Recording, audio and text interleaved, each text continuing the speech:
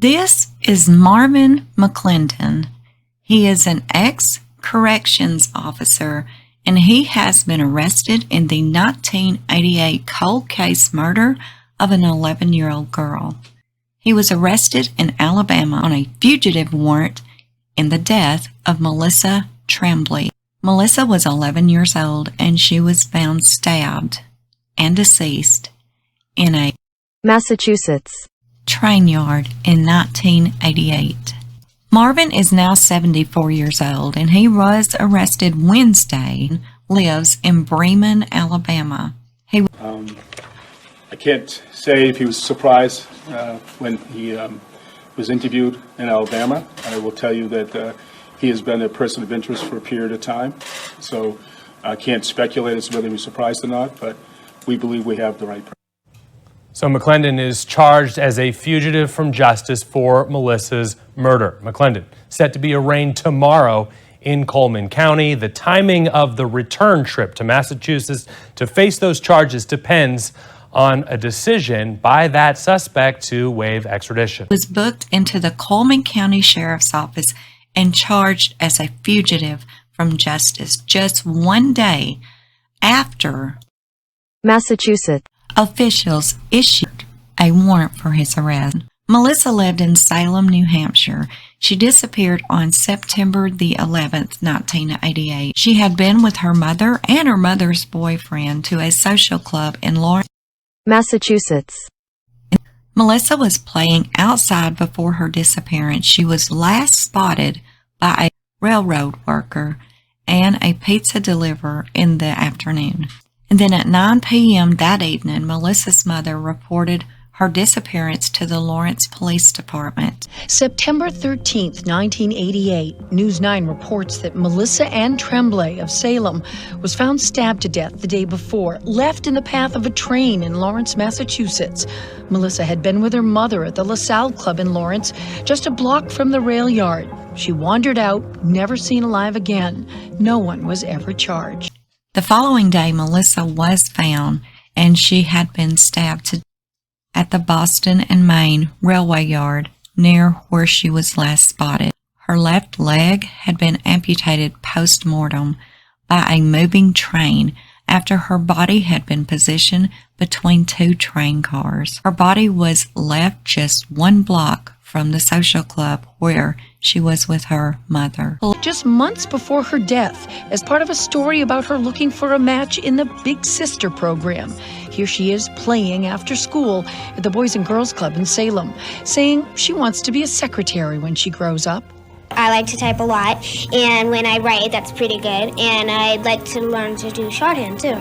Police did not say whether or not that Melissa was essayed, but the DA's office said that the evidence recovered from the victim's body was very instrumental in solving the case. It's just how I remembered her, just bubbly and, full of it.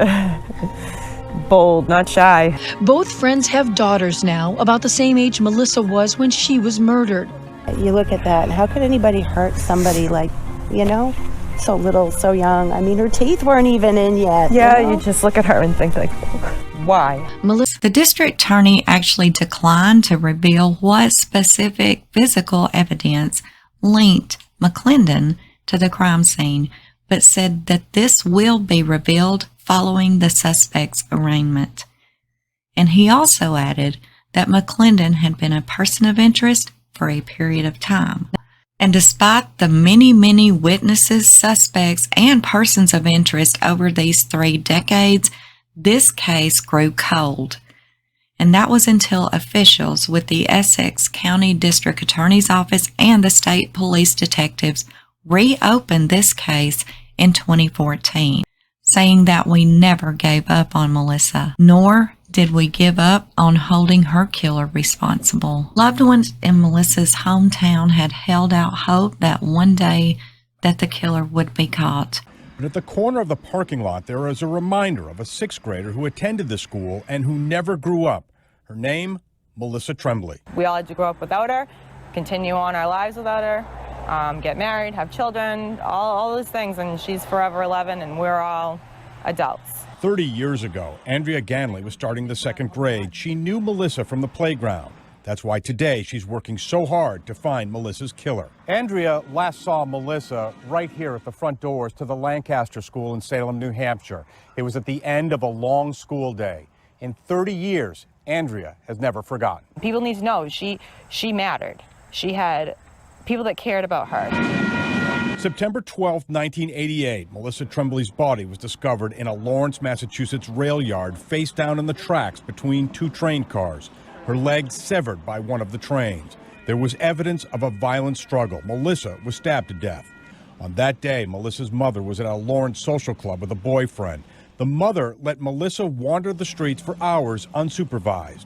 Today, Andrea Ganley is reaching to anyone for answers, and she's hoping advances in forensic science might break the case and bring justice to Melissa. Sadly, Melissa's mother has since passed away. Where he hung around several different places. One included the Seventh-day Adventist Church. He was also a former correction officer in Massachusetts. But at this time, it is uncertain if he was employed with the state's Department of Correction in 1988. The real reality of that people do hurt children really came to light for me. She was pretty, she loved to feather her hair back, and she dressed funky and cool. I really hope that somewhere out there somebody knows something. I won't stop fighting for justice for her. She deserves justice.